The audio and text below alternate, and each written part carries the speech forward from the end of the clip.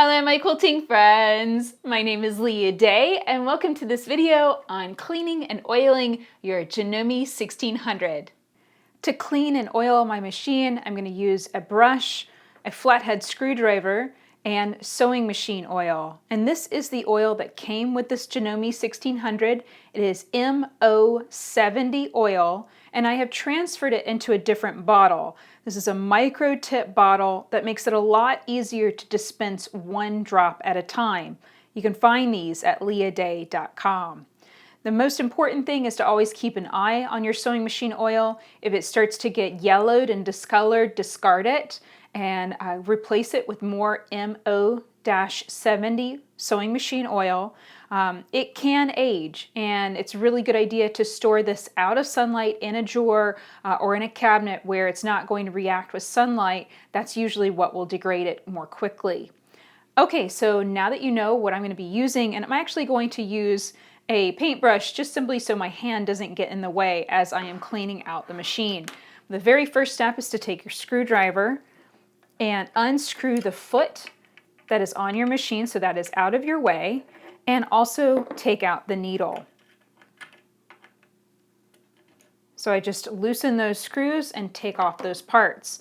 Now on the Janome 1600 we have two plates. We have this plate here on the top that lifts off like that, and then the front plate here on it's the front, but it's the left side of the machine that just folds down, and that way you can reach in and grab the bobbin case and remove the bobbin. And I always reach in and I do grab that little latch. That latch connects and locks the bobbin in place, and that just makes it easier to remove. So there we go. I've removed all of those things. Now I can zoom in and show you how to brush out the machine. Now I also have two plates here on the surface of the machine. I just used my screwdriver to unscrew those screws and lift off that single needle plate. Now if you want to, you can also unscrew this one, but typically nothing really builds up underneath this particular plate, so I don't typically take that off. Okay, now that everything is exposed, I can easily brush out the machine. It's good to start from the top and work your way down, because if you get a dust bunny on your brush and it falls downward where you know that you're going to continue brushing down in that direction, you're going to catch it. So there you can see I've already gotten quite a big dust bunny. And this is a tip I picked up from my dad, who's a machinist, and that is to take and use a drop of oil on the tip of your brush. Just put one drop there. And what that's going to do is it's going to oil your machine, and it's going to make that brush more sticky, so you're going to be able to grab more of those dust bunnies with every time you poke at it with the brush. So that is a lot better, and I feel good about that because I know I'm trapping more of the dust bunnies, and I'm applying just a very light amount of oil to all of those moving parts. There we go. You can see I already got 3 massive dust bunnies, and really this machine didn't look all that dirty when you're just looking at it, but only after giving it a good brush do you realize just how dirty it actually is.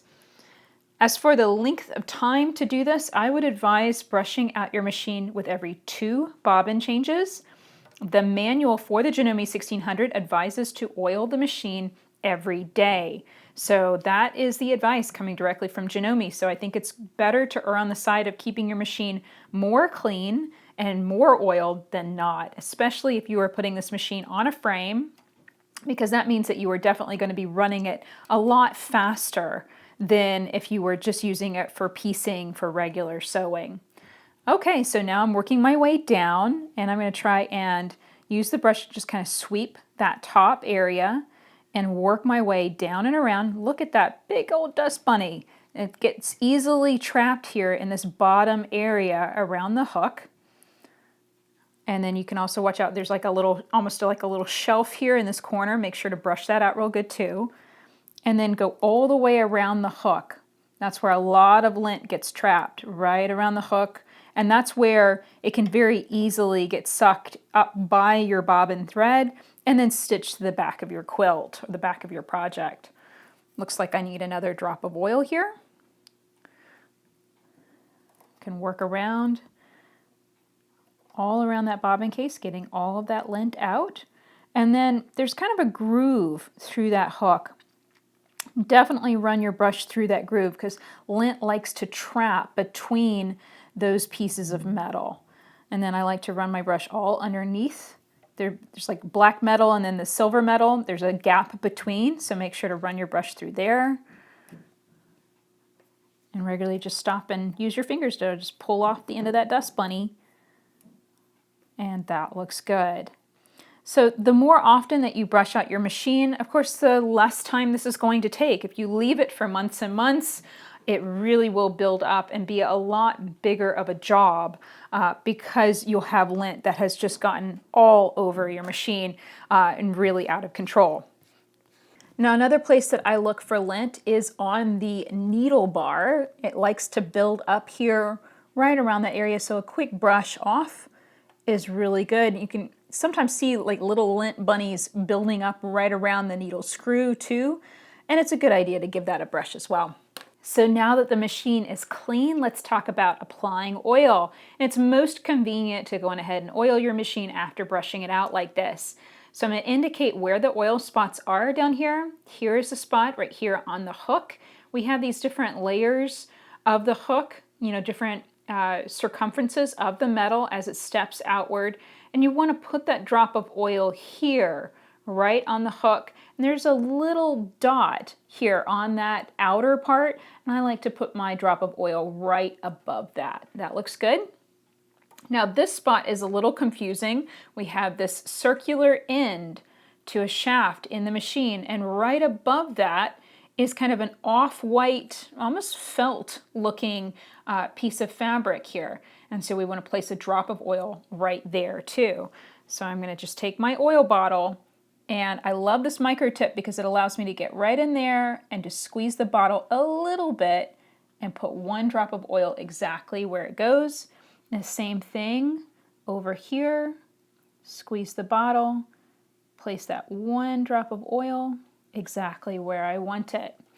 And there is no such thing as oiling your machine too much. You can never damage your machine unless you are using oil that is not meant for a sewing machine. So make sure to always use sewing machine oil.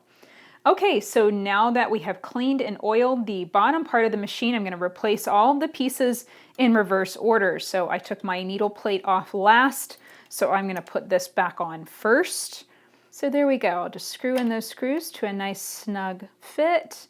Not super tight though, because that will make it difficult to take that needle plate off again later when I get my machine dirty again.